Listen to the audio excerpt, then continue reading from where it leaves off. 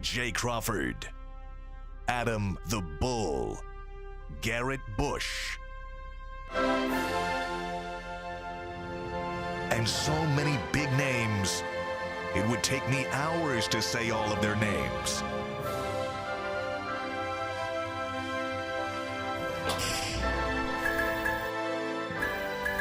The ultimate Cleveland sports show. Booyah! It is Friday, Hey! ladies and gentlemen. Adam the Bull's back. I'm back. Brad Sellers in the house. We have already dealt with our technical difficulties for the day. What the hell's going on around here? It cannot stop us. Jay Crawford's joining us from the Man Cave. Out in where does Jay live, by the way? I don't know, some hoity-toity town. I thought it was Very smashy. some island somewhere. You're always boating somewhere. He's in the Caribbean.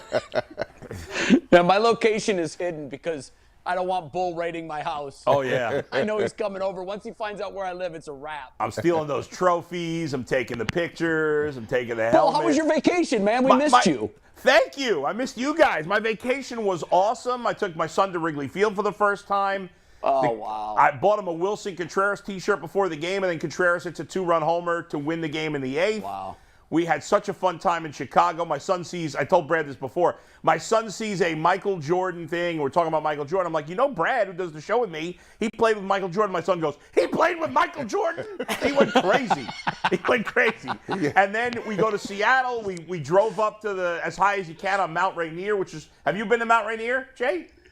I have. It's one of the most beautiful natural thing we have in the entire United States. Absolutely gorgeous. It's crazy. It literally blew my. Some of our pictures, they don't even look real. It's just. But here's the and I ate a ton of food. Went to the largest Chinese buffet. I don't even know it's a Chinese buffet. It's all Asian food buffet on the West Coast. This place. The bathroom in the restaurant was bigger than our studio. That's how big this restaurant is. There must have been like 300 tables. They had every kind of food you could possibly imagine. But really, the highlight of my trip is a negative, even though it was a great trip. Somewhere on my second flight from Chicago to Seattle, I don't know if it happened in the Chicago airport, the Seattle airport, some lowlife broke into my suitcase and stole medication from my bag. Oh, wow. Seriously? Yes. That's unbelievable. So we had a ton of drugs because my wife, she's got her chemo meds, so I got to take like a ton of things with us. Fortunately, they didn't steal her chemo meds. What they did take, not surprisingly, was the Oxy. We have Oxy as an emergency if she's really not feeling well, which we rarely use, but I took it with me because we're away. And so somehow they must have heard picking up the bags. They must have heard the rattling of pills. They went in there, they stole Oxy. At least they left the chemo meds, thank God.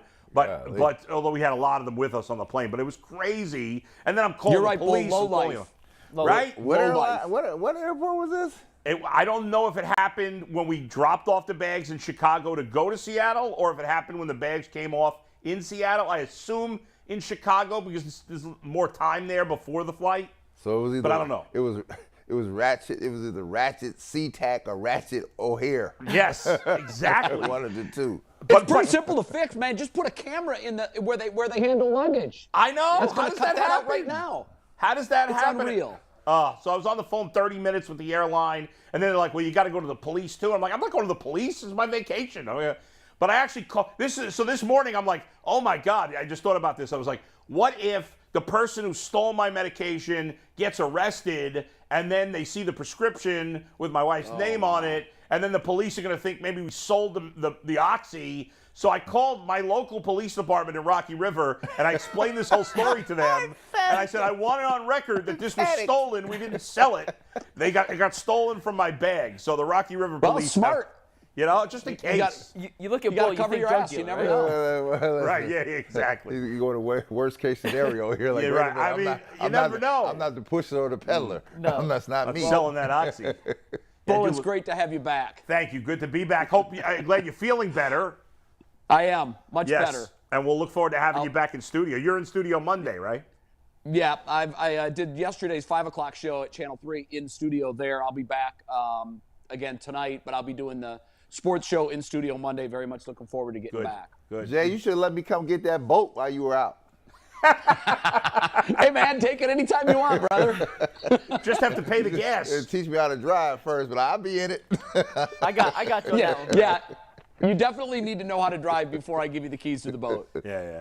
By the way, as much as we've complained about gas prices, although they are going down now, they've been going down, but as much as we've complained about it here, in Seattle it was over $5 a gallon. In Chicago, it was like $6.50 It's always a gallon. high. Absurd. They got to pay. Oh, my God. They got to pay for all those museums downtown. What are you true. talking about? That's true. Like, even when I was there back in the 80s and 90s, I was like, damn, y'all gas is high. My gosh. Well, Bull, it's great to have you back. Thank you, Mike.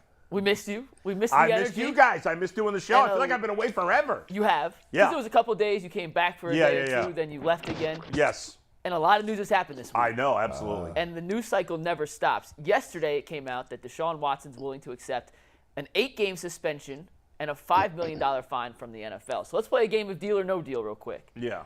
If you're the NFL, and Jay, we'll start with you, then go around the horn. Would you accept this proposed settlement from Deshaun Watson? No. And I think it makes Deshaun look desperate. Look weak.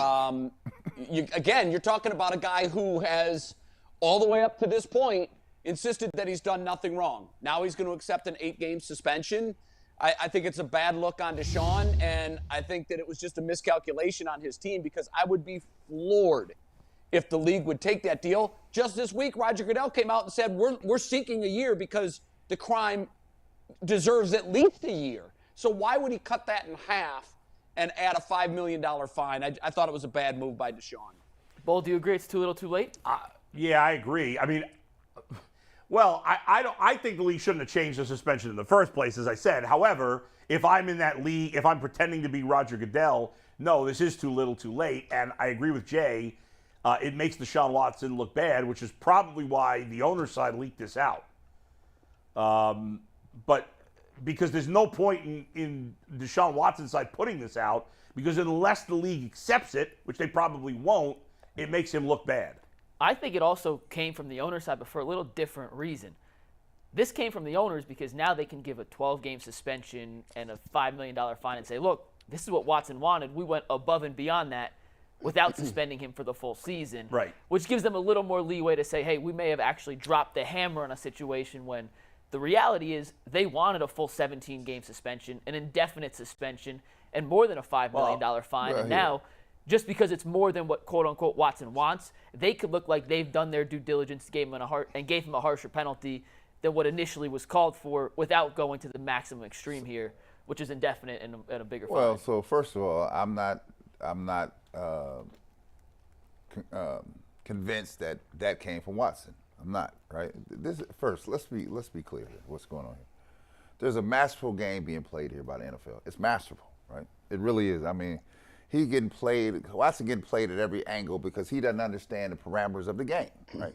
There's a disinformation campaign going on out here, and it's bearing him out here in the public opinion every day, right? So I'm not. Why would I offer an 8-game suspension and $5 million? Because you're already at the mat. You're going to the mat here, right? They've already laid this down. So why would I come back? Because it'll make me look like I'm weak, right? There is a game being played here that is on such a higher level. And I've said it all week. And Bull, you haven't been here, but I've said it all week. He and his team don't even know what's going on here. Well, this is so far beyond the Watson thing so far, right? The Watson case itself. It's about beyond his years, sending messages to the other rank and file, sending messages to the Browns as well. They're sending a message to the Browns like, get outside of the pocket here. We're going to bury you too, right? So this is going to a place where I'm not even sure he's even aware how to combat it. But be clear, there's a way to combat it. Well, whose fault is that, though? Well, that's his fault because he doesn't know, right? And the people around him obviously don't know. Rusty Hardin is a criminal attorney, correct? Correct. All right. He did his job in Houston, correct? Yes. Correct. Rusty's gone. You're out. Yeah. Now we're on to the next group because there's two waves here. There's a PR public relations campaign that's being waged against him as well, right? And then there's another legal side of it because you've got this labor law case that's going on here. So Rusty Hardin is not the labor lawyer, So Rusty's done. And the PR campaign, he has nobody that is at least pushing back to keep the playing field level so you can get a fair assertion of what actually happened here, right? Everything you see out of everybody in the paper now is being basically taken from the Sue Robinson report, and now it's become de facto fact, right? And it's not de facto fact. It is an assumption of the evidence presented to her, and she gave you out of preponderance of evidence what she thought.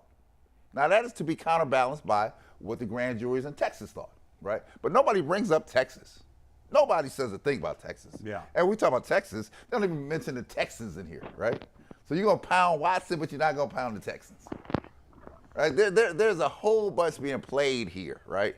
And it's being masterfully orchestrated by the league office. Be clear to that. I've heard a few people say that they're trying to send a message so nobody else does this again. That's stupid, because if you're going to do predatory behavior, which is what he's being accused of, right? Those were exactly Goodell's words, right. just so we're clear. So, like, you're obviously in that moment when the next player wants to do, maybe not wants to is the right word, but does something of this nature. Are they going to stop to think, well, if I do this and get caught, then I'm going to get suspended? No, this is not stopping anybody from doing anything.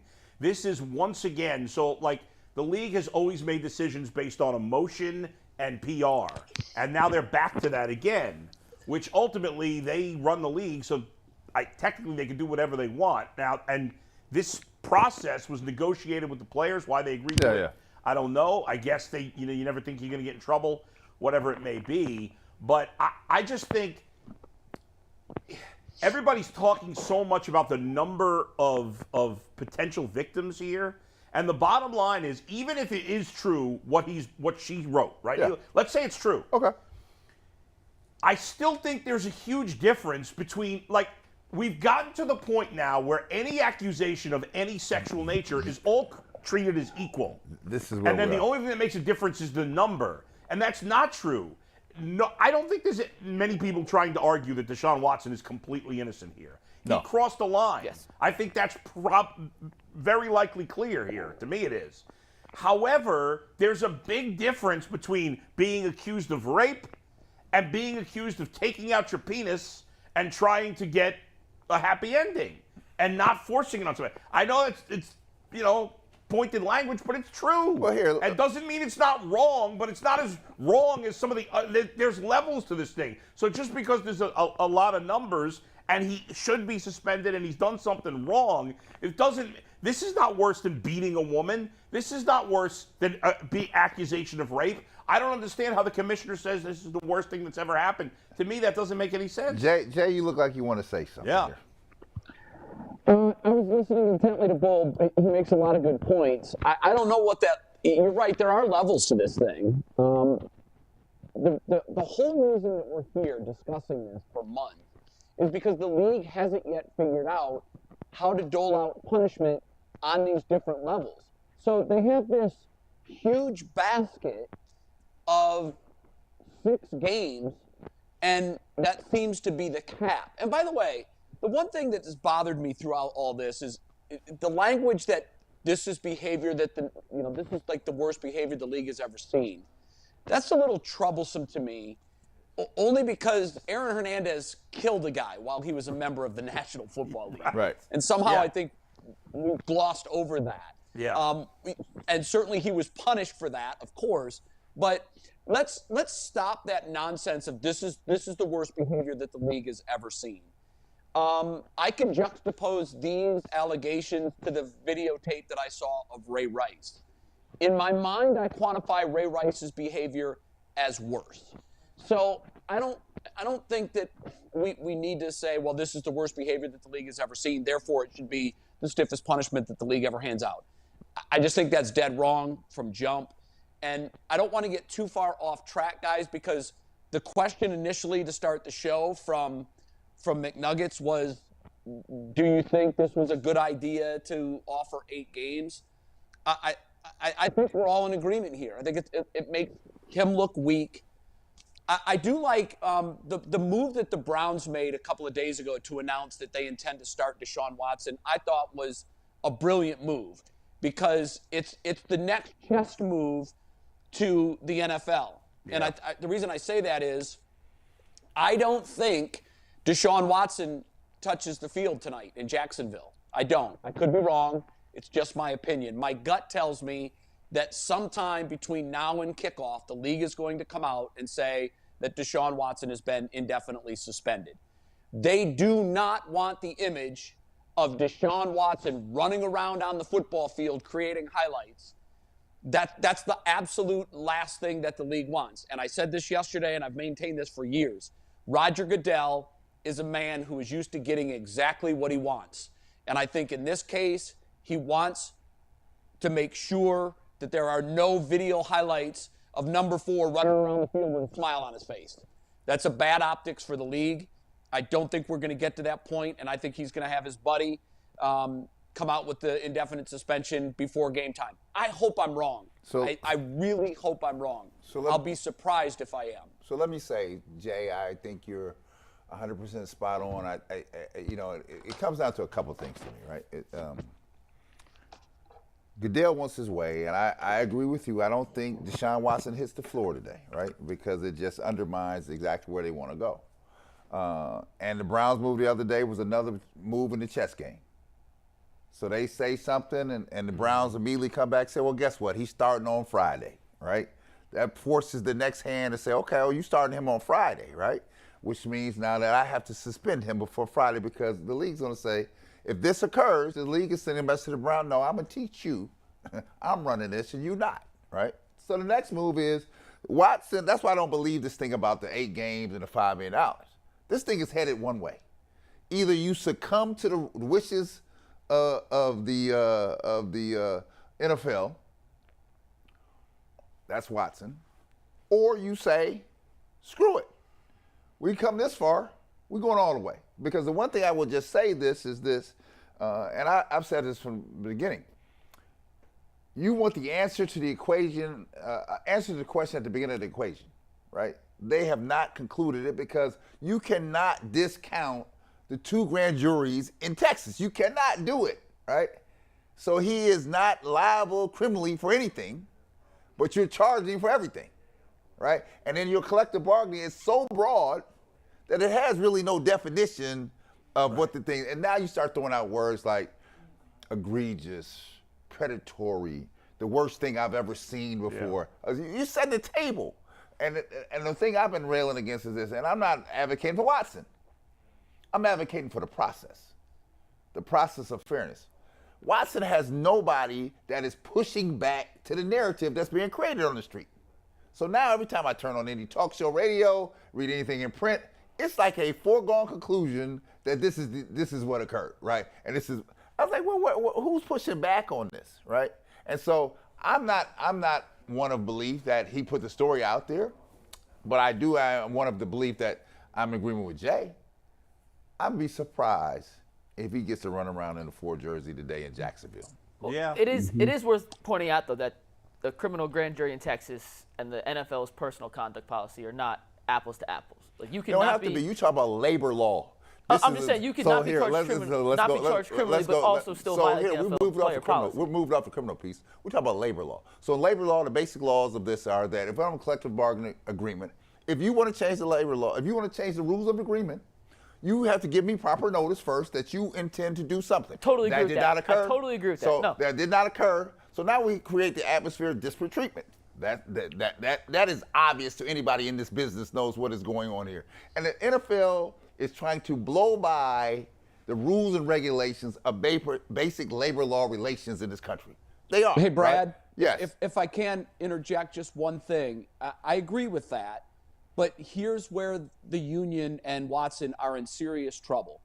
Because that same agreement that you're alluding to also gives the commissioner the power to supersede the disciplinary officer in Sue L. Robinson and the punishment that she handed out. So on one hand, you're right. You can't change the rules in the middle of the game, but those same rules in this agreement, and this is what makes the players union look horrible. Yeah. The players union agreed in this collectively bargained agreement that after Sue L. Robinson issued her decision, Roger Goodell then had the right to appeal and either hear that appeal himself or to appoint a designee who will hear that case. And that's where we are. And I'm not arguing that, So Jay. once he makes his ruling, the union is going to have to go to federal court because they have no ground to stand on based on their own CBA. Well, Jay, they gave this power away. Jay, I'm not disagreeing with that in any bit, right? I'm not arguing that he didn't have the right because they agreed to the terms here. What I'm arguing is this. There is a notice requirement required. There is a disparate treatment situation that has to be addressed. And the disparate treatment comes in, you take care of Watson, but you don't take care of the Texans. I'm fully with you on that. That's a joke. Those are the only two things they can argue here. Or Washington. Yes. New England. I'm not arguing the CBA here because that's Jay, that ship has sailed. They sailed it on themselves. Federal court. Yep, they sailed that on themselves. Right. And that disagreement is for a federal court. And I couldn't agree with you more, Brad. I think that what the union and Deshaun Watson are facing now is to sit back and take whatever punishment the league throws at it, and then their only recourse is to go to federal court and to file a lawsuit for, as you say, the desperate treatment, because it's clearly two systems of justice here. When is the investigation on the Texans open? How long is that investigation going to happen? What kind of punishment are the Texans facing? They wrote 30 checks. They were complicit in Deshaun Watson's behavior. So they can't skirt and get absolutely no punishment from this whole thing. So I think where we're going is federal court. And here's the bad thing about that. And I think it was you, Brad, that said this earlier this week, and I agree with it. The reason the NFL is undefeated in federal court is because the federal court always says to the union, hey, you guys agreed to this. Yeah. And that's where our discussion from 2 days ago, which I'll go back to now, that's why it's so important that in the next CBA, and the league has to live with this for 7 more years, 7+, but in the next CBA, it absolutely is imperative, if this is a big enough hill for the union to die on, that they take those powers back from the commissioner, because this is a kangaroo court. This is not fair justice. It just isn't. When one of the parties gets to decide an appeal, that's a joke. And that's what this is. And the league took advantage of the union. We are where we are because the union got played. Yep. And they got to live with it for 7+ more years. And unfortunately, so does Deshaun Watson. And I hear I see you added your other Emmy back there too. I see that now. Right? So you got 2 back here now. Look on your other shoulder. I actually didn't. that was there yesterday too. All right. So I tell you this, right? And the union screwed themselves, right? So I can't even I can't sit here and argue what you agreed to out of idiocy, right? That's for the rank and file to take up with their leadership there, right? You're right. The one thing we can argue is the disparate treatment and the notice issue. And the thing is, Watson had to know that. Somebody should have told him that either we cut a deal before this hearing is done with Sue L. Robinson, or we got to go all the way here. There's going to be no in between. And for some reason, in the ethos, people think that the NFL had kind of given the Watson crew probably or the Browns an eyeball that we may be willing to live with this until. And I think everything got overturned when the heat started coming on the NFL, right? And I think the game has changed there. So Watson has to know, his team should know, you're in the midst of it. They're cutting no deal with you. There's no deal at this point. At this point, because now I have to send you a lesson, right? Because the other rank and file members here, I want to send them a lesson. And I'm going to send it right through you. And so the only way you're going to have to do it is you have to go the long route here. So I don't know, is he got somebody ready in Delaware to file a TRO today? I got to believe if the NFL thought they had any chance at all, and they could be wrong, but if they thought they had any chance of all losing in court, why would they be going through this? Why would they put themselves they've never through lost. This? They've never lost, so they have no reason to believe. By the way, one other thing. I am so sick of fellow media members, both locally and nationally, trying to tell me and the fans and other media members that want to see Deshaun Watson play that we're bad or, well, don't you care about women? Yeah, I don't have to prove myself whether I care about women or not. My record speaks for itself. But get off your high horse. There's bad guys on every team. I had some idiot who's a Bengals fan, of which I am as well, and said, oh, I would never root for a team that had a guy like Deshaun Watson. And really? Joe Mixon, Pac-Man Jones? I could go on and on. Every team has some bad guys, okay? If they're allowed to play, which he will be eventually, at some point, and he has a chance to make my team better, I'm going to take him. We got bad guys in every walk of life. What am I going to do? I can't go into any stores. I can't buy any clothes because they're made by kids in Bangladesh. I can't do anything anymore. You got to all pick and choose where your line is. If your line is to not watch the Browns because of Watson, good for you. Stop telling me I have to draw the same line. Well, that brings us right to our next point here, Bull, is there are 52 other guys on this roster. Right. Yes. Now there's more because it's a preseason, but when the season comes down, there'll be 52 other guys. And this Watson saga and any outside distraction takes a toll on not only their mental preparation for games, but on their mental wellness. And Brad, you've been in situations in your career where there's been outside distractions. How much of a toll do you think this Watson saga is having on the other 52 guys and coaching staff for the Browns? Well, I'm sure they would be rather dealing with other things, but let me just tell you, it really is the temperature's taken from the person who's getting the heat.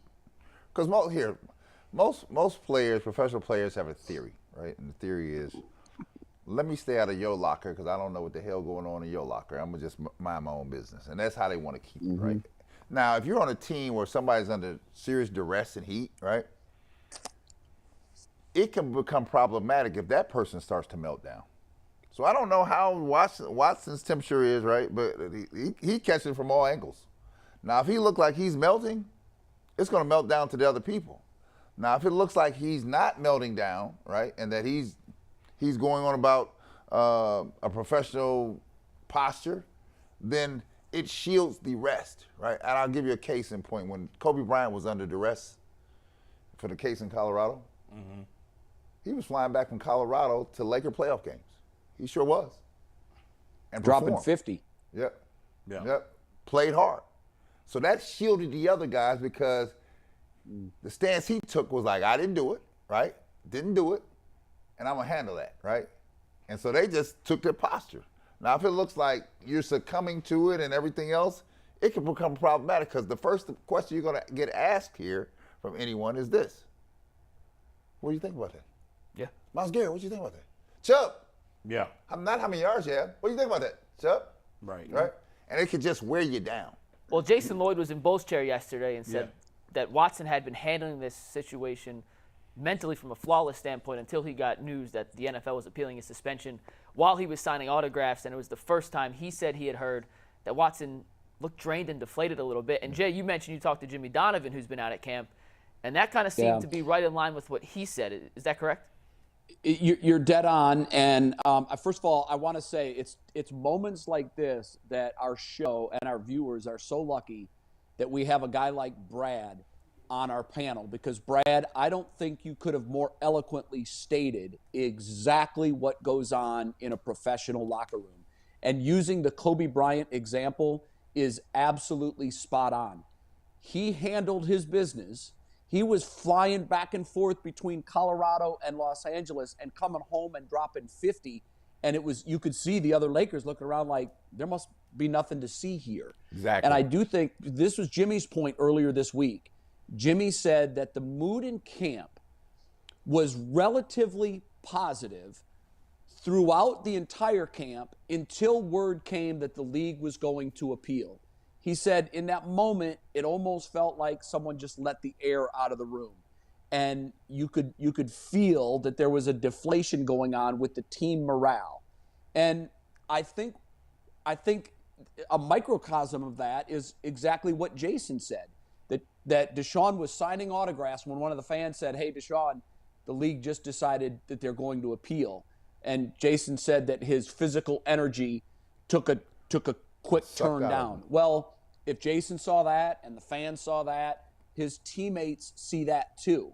And my fear is, and there's a saying, don't throw the baby out with the bathwater, right? My fear that when the story is written for the 2022 Cleveland Browns, that it's going to be a situation where this Deshaun Watson thing took on a life of its own.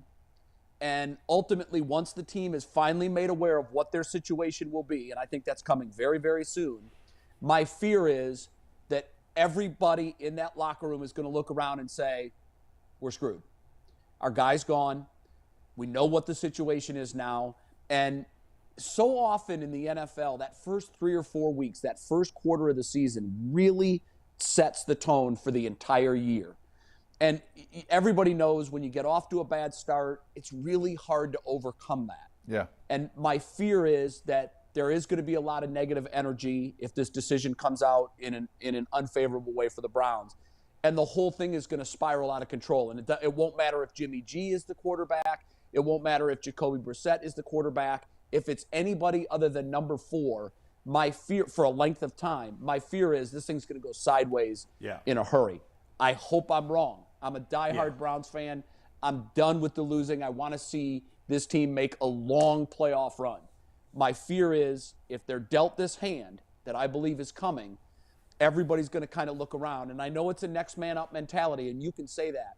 But when your next man is replacing the man, it's not always just a next man up mentality. There's a lot of different angles of this, Jay. First of all, to your point on that last part, that's coaching, right? I mean, the coach cannot allow, that's coaching and leadership on this team, which is part coaching and part the other leaders. You can't, obviously, if Deshaun Watson is out for the whole season, it changes.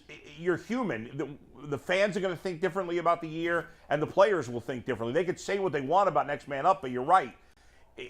You can't replace Deshaun Watson with Jacoby Brissett or Jimmy Garoppolo, not for an entire season. What you're saying about Kobe, obviously, that's great insight that we can't get anywhere else.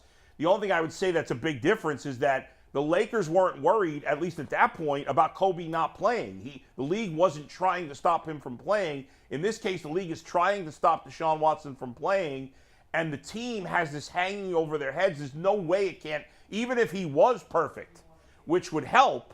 But even beyond that, knowing that you're not going to know if you're going to have your most important player, there's no debate. If the Lakers players were worried, is Kobe going to show up today? I mean, that would have to affect them. And it's the same thing here. Even if it was an injury, I guess to some degree, the same thing. Like Watson gives you a chance to win. The other guys don't. I don't think they can win a Super Bowl with Jimmy Garoppolo. I don't think they can make the playoffs with Jacoby Brissett, not for a whole season. So it certainly changes how we're going to feel about the team, and there's no doubt it's got to affect the players. So let me say that the Lakers were worried about Kobe Bryant showing up at the games because he was in a criminal proceeding, not knowing how long that was going to take, how long was he going to be able to get back. So they were worried, was he going to show or not. The thing I will tell you, though, it is, and I'll just say this, and again, you are where you are. Right, the decisions that you've made here, I'm sure the Browns were clued in to some factor what position Watson was going to take. Right, so at some point here, you're riding the coattails of whatever decision he needs to go. The players, the other players, are looking for, can I term it, some prop to be propped up in the back. Right, you know, the one thing Kobe Bryant was adamant about that he did not do what he was being accused of. And he stood fast with that, right? The other players feed off of that, right? Like, all right, he said he didn't do it. So when Jay comes in and talks about he dropped 50, well, I guess he didn't do it because he feel like he didn't do it. So I'm going to go here and drop 50 on you, right? So now Watson is going swimmingly well, right? Jay out at camp. Everything looks good, signing autographs, everything's going smoothly. He gets the 6-game suspension from Sue L. Robinson, right? Everything goes well. And then they drop the bomb on us like a pin being in a balloon. The air just started being sucked out of here, right? And so the teammates now are looking to see how you react to that, right? Right. And if you look like you're being deflated by that, what do you think is going to happen? Right. So I would tell you that the one thing I said, Deshaun Watson is 26. 26 years old. He's just young. Can you imagine what it's like to have this heat on you every day, 24 hours a day, for the length of time it's been on you? it's got to be draining to you. It has to be draining. It's draining to us as fans. So, and so if you're in the midst of it, it has to be draining to Yeah. you, right? So the one thing that he cannot do is waver. He cannot waver. But who props him up? The team you have around you props you up. I'm not just talking about his teammates. His internal team that is supporting him during this entire process have to keep him uplifted, right? Because you're working through the environment. You're working through the system now. The system has many ebbs and flows to the ups and downs. Somebody has to say, hey, here's the game. This is what we're doing. This is why we're doing it. Because somebody there has to say that we did not do this. I don't care what you say. We didn't do it. And that's what he has to grab onto because his teammates are looking for some assurance. Because you think they don't go home and people are asking them like, damn, you playing with this dude? I mean, this dude did everything. And you have to have the belief that the person you're with, that you're crawling next to in that trench, is the person that you think he is, right? Because if you don't, that's a whole nother game. Here's the one thing about the Kobe Watson comparison, I would say, with the Kobe situation, they knew he was going to play if he was able to get back in time. It was able to get Right. back. He was able to get back in time. So the league him wasn't from trying to stop playing. him. And that gave the Lakers and his teammates at least a glimmer of hope that, hey, if Kobe will be back, Kobe's playing tonight. With the Browns, they hope Watson will play this year. They have no clue because we have no clue. Watson has no clue. And the only person who knows is Peter C. Harvey and whatever he decides. And I think with the lack of hope at the end, the lack of the light at the end of the tunnel for his teammates to kind of latch onto and say, hey, we just need to make it 8 games. We need to make it 10 games. It is extremely hard to keep that morale as high as it should be. You know what's the weird thing is that for a while when the case was with Sue Robinson, we were all saying 6 games is a win. 6 games is a win. Maybe even 8's a win. Now, I'd sign for 12 games right now just to get him Bull. at some point in the season. Yeah. That's a great point. I'm glad you made it. Somebody that I've spoken with in the last week who covers the league, and he's been very involved in covering this story, made that point exactly. The point that was made was when the league first heard that it was going to be 6 games, and they licked their finger and they put it in the air and they said, okay, now let's see what the reaction to this is. One of the things that they believe resonated with the league was the fact that the Browns and the Browns fan base, and by all accounts, everybody involved in this situation on the Browns side was actually looking at this saying, whew, that's a win for us. Yeah. We dodged a True. bullet. Yeah. So when the league's doing its mental gymnastics, how is this being perceived? I think one of the things was that they used to equate into this whole process was, well, the team and everybody in their camp thinks that he got off easy. So we can't have that. And so here's what I believe is going to happen. I believe that by kickoff today, Peter C. Harvey is either going to say it's an indefinite suspension or, and we've talked about this many times, perhaps the best decision is the one that neither side is thrilled with, but also both sides could live with. And here's what I believe that number is, guys. I believe it's 12 games. It's not the full 17 and perhaps even more that Goodell has now publicly stated on record he's looking for. And it's also more than the 6 that everybody in the Browns camp kind of said, whew, we dodged a bullet. Right. So you're kind of splitting the difference. You're setting it at 12 games. And I also think there's going to be a much bigger financial punishment that goes along with this.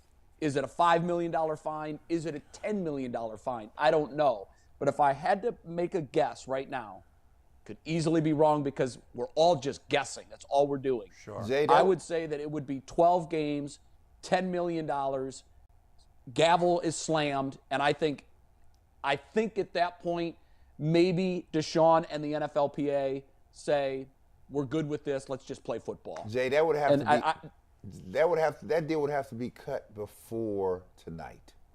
Because it's not a deal. I'm not saying a deal. I'm saying that's what Peter C. Harvey is going to issue. That's my guess. You think he's going to issue the 12-game kicker? You think that's what's going on? Well, the reason I say that is because, again, remember, I think the right decision here is the one that neither side is thrilled with, but both sides could live with. And I believe that I think that fits the bill here. Either 10 or 12 games kind of fits the rule. Okay. And I don't think either side is going to be doing backflips over that ruling. But I also think that both sides would say at the end of the day, that's judicious and fair, and it kind of splits the extremes that both camps were kind of looking at. So if it's 10 or if it's 12, here's what has to happen. This is why I think it's going to happen before kickoff today. It's past damn time, everybody knows. Yeah. There's no new evidence coming to light. Peter C. Harvey has had all of these briefs. He's had the case. He knows what this is. He knows what's going on. Make a damn decision so we can stop talking about this absolute nonsense, because football has started. Games are underway. And every player in the league is having to pay an unfair price because we're not talking about football. We're talking about Deshaun Watson, and it's high time this thing ends. If it is 12 games, in my personal opinion, that is the worst case scenario for the Browns, because I think it sabotages this season. And even though it gets Watson back on the field, by that point, 12 games in, I'm not sure they'll be able to stay afloat with Jacoby Brissett, which brings us to our next topic, which is what Mary Kay reported yesterday, that if Watson's suspension gets extended past 6 games, the Browns, as they always would do, will be interested in some other quarterback options, including one Jimmy G. And Bo, we'll start with you. We've talked about this before. Does it make sense for the Browns to go after Jimmy G if the suspension to Deshaun Watson gets increased past 6 games? Yes, unless it's the full season, then it becomes a question mark. Now, I still think they'll do it, but if the suspension ends up being 8, 10, 12 games, then to me it's a no-brainer to go get Jimmy Garoppolo, because Jimmy Garoppolo is much better than Jacoby Brissett. He's a class or two better. Jacoby Brissett's a backup quarterback. It's as simple as that. I don't want him to start 12 games. Jimmy Garoppolo is a limited quarterback. He's a bottom-level starter, but he's won a lot of games. That's I'm not usually win games guy. Can I give you a stat on that? Go ahead.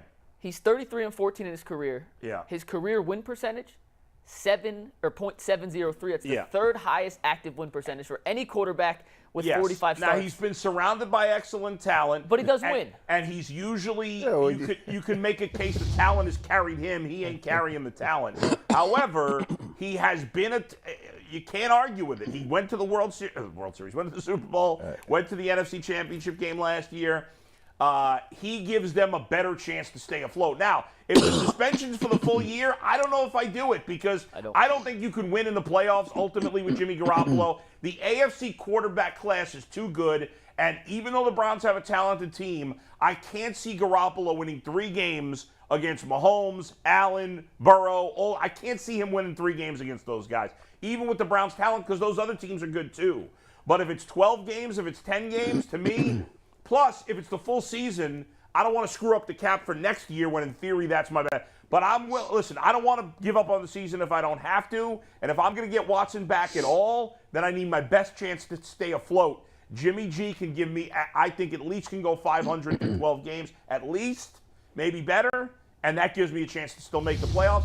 And if I have Watson in the playoffs, then I got a chance to win it all, because hopefully he'll be ready to go by the playoffs. Well, and I say this, first of all, there's a rallying effect here that has to, I haven't heard that out of the Browns camp, right? Because when one of us on this, when I say one of us on this team is under duress, it has to become a mentality of us against them, right? So we don't want to see the ship go down. So we're gonna huddle together to make sure that the ship, even if I don't believe in the total fact, but I'm gonna make sure that the ship doesn't get sunk from the beginning. So my question is, do you like what you have in Brissett? If you're being honest with yourself, the other players, they're not stupid.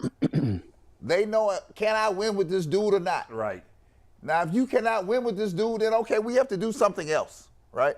We're not talking about you hold me over to 4, 5, 6 games, and then we'll bring my main guy back in. If that's not the case, and you can't muster up a thing for 12-plus games, then you have to go ahead and make a move. Right. Because the window of opportunity here for the Browns is already closing.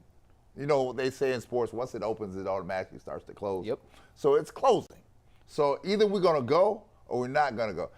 Remember, I was the one on this set saying, I don't give a damn. Keep Baker Mayfield around here till you find out what happens with Watson, right? So I had somebody in the bag, right? Now you get rid of one in the bag, and now you got to go get another dude in the bag now. No, I agree. And Jay, I'll let you go next. But if it's 10 or 12 games, as Brad mentioned, the championship window's only open for so long. You have Myles Garrett under contract in his prime. You have Nick Chubb under Garrett in his prime. Amari Cooper's not getting any younger. These guys, when you have them under contract at this age, the championship window's 2-3 years. And if Watson has a chance to come back this year and salvage your team in the playoffs, you have to do whatever you can to keep your team afloat until Watson's able to return to the field, which for 10 games, for 12 games, if it's any stretch like that, I think it's pretty easy to see that Jimmy G gives you a better chance to win than Jacoby Brissett would. I mean, if it wasn't for one overthrown ball and an insane Mahomes play in the Super Bowl, he wins that one. And if it wasn't for Jaquiski Tartt dropping an interception in the NFC Championship game this year, he makes it back to last year's Super Bowl. He played pretty awful. He played First of all, terrible. we're not going to make Garoppolo into Brady. Let's stop with that. Let's stop with that. I'm not saying he's been surrounded by a bunch of talent. I don't care what time it's in. He's been surrounded by a bunch of talent who has carried him on. I am not trying to make Garoppolo out to be a top 10 quarterback. What I'm saying, he's 4-2 in the playoffs. Well, you keep losses. giving me these stats like he's like the king. But he's he not has the king. playoff experience. If he's not the king, if he was the king, Mikey, they wouldn't be trying to run him out of every ship that he's on. They're running him out of every ship that he's on for a reason. I'm not saying Brissett's a top 10 guy. I'm saying he's better than Garoppolo's not a top 10 guy. He's better than Brissett. But if I was the Browns and I had to get a backup quarterback to bring in, the guy I'm not looking at, and he's not available, but I would do everything I could to get Tyler Huntley in here.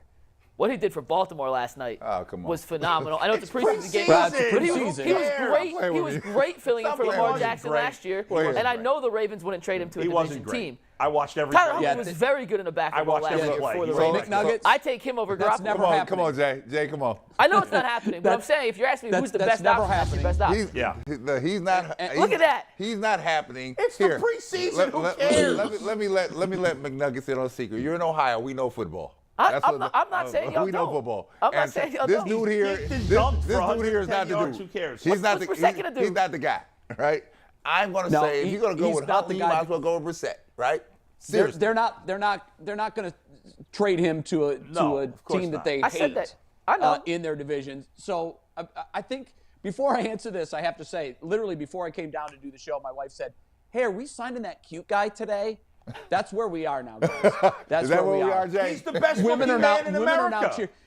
Women are cheering for the Browns to sign Garoppolo so they can have the hottest quarterback-coach combination in the history of the That's NFL. True. Yes, without a doubt. That's what it's become. Yeah. Then women will watch the Browns, you can bet, with Garoppolo as the quarterback and old Salt and Pepper Stefanski as the head coach. I can see the cutaways now. Bull, congratulations, because you got it exactly right. If this suspension is for a year, you don't make the move. Right. Because ultimately you're going to have to play the most important games of the season with a guy who, yes, is an upgrade from where they are now with Brissett, but you're not getting past this juggernaut of quarterbacks in the AFC with Jimmy Garoppolo. You're just not going to do it, even with this talent. However, if the suspension is 8 or 10 or even 12, I bring Garoppolo in. I take my chances that the season is still salvageable. When Watson comes back, now you've got the most important football of the season, late November, all of December, and the playoffs with your number one guy and a team that's already gelled together as the season has progressed. So anything less than a season, I'm on the phone with Garoppolo immediately. The same reporter that I talked to a couple of days ago about sort of where this situation is sitting with the league also said this about Garoppolo. The Niners are going to cut him. They just are. They're not going to take that hit. So if you're the Browns, maybe you just sit on the sidelines. You don't have to give up anything.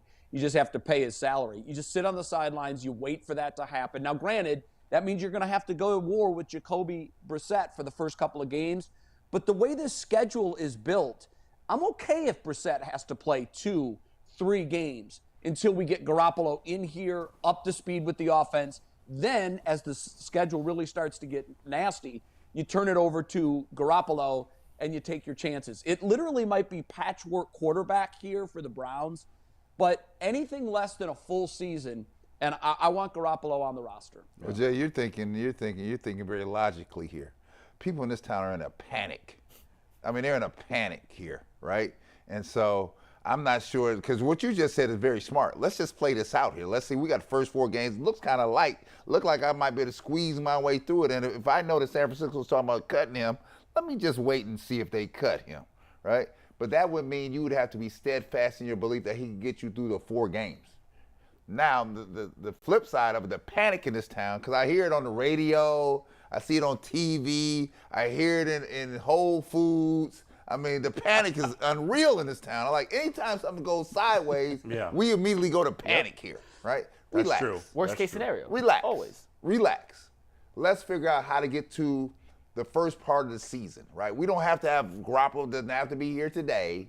Does not have to be here today because we don't know how this is going to play itself out yet. Because you still don't know if Peter C. Harvey drops this thing today. You have to wait to see what Watson's reaction is to. Does he file and get a TRO that gives him the first 8? Because they won't see it before the first 8. They won't hear this before the first 8 games, right? So if you think about that. Is that even on the table? Right. If he goes to get the TRO, it's a wrap. They'll try to do that. They will definitely try to do that. It's a wrap. And that would allow him to play the first 8 games of the I'm season? going back to Ezekiel Elliott and everybody else. That's about 7 to 8 games. So you still have to wait and see what Watson does to this, right? And then if that's the case, it still gives you leverage time with Jimmy G, right? Yeah. Because San Francisco, if they see Watson is going to appeal it, San Francisco's going to cut him. Yeah. They're going to cut him right away. And we still have a month to the season. Jimmy G's a veteran. It wouldn't take him that long to get acclimated. He's familiar with West Coast offense as well. Yeah, right. I'm not worried about it. It's not an emergency to go get him right now. First of all, you're not going to do anything until we know what the Watson resolution is. No, and it's not coming anytime soon, unless Peter C. Harvey decides to announce it. It could come today. Well, that's what I'm saying, unless he decides to announce it soon. But the conclusion of this saga with the appeal and all that. That's true. But the point of the matter is, and I think Jay is spot on, we all tired now. I'm tired of talking about Everybody's ready to move on. Let's just get on to the football. You want to talk some football? Just give me do it. Just give you me want to talk some real football? Because guess what? For the first time in a long time, the Cleveland Browns are playing a football game tonight, albeit a preseason game against the Jacksonville Jaguars. But at 7 p.m. tonight, we will have Browns football. Jace, love child Cade York will kick off for the Browns tonight. By the way, we got to bring up how Mikey McNuggets just embarrassed himself by saying the Browns should trade for Tyler Huntley because he had a good preseason. He had a great. Wait a second. This is my beef, okay? We have people all over the country, all over this town, who go bananas about forget preseason. This is not the preseason game. They're going bananas about training camp. I'm hearing this guy looked great in training camp. It's freaking training camp. Nobody's getting hit. I agree.